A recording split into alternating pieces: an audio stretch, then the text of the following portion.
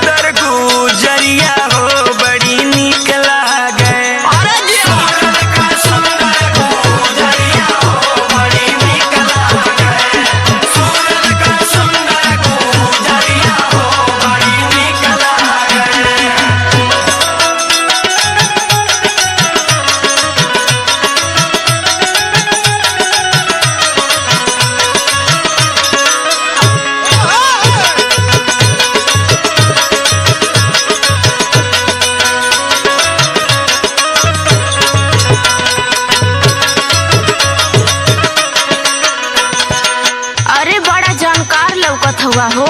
अब हम दूसर को सवाल पूछा थे वहू का जवाब दा। पूछा आज तो के जितना सवाल पूछे के है ना हम कुल का जवाब तो के आज दे। हम तैयार हैं। कहवा का बाबू बोला मैं अटरिया।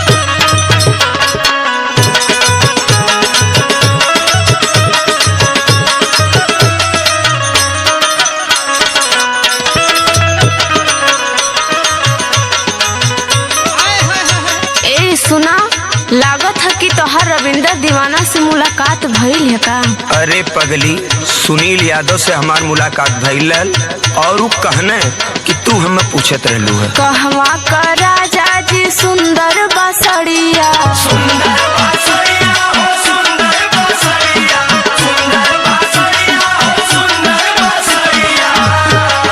कहवा का शोभैला देली जब गरिया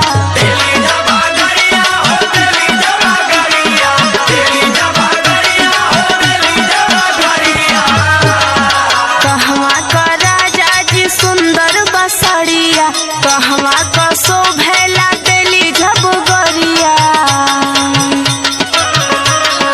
कहवा का गावल दरिया हो बड़ा निक लागे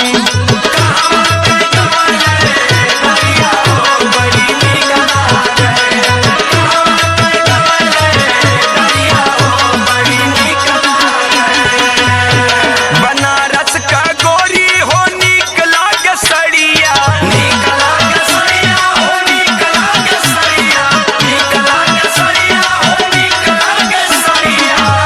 ससुरा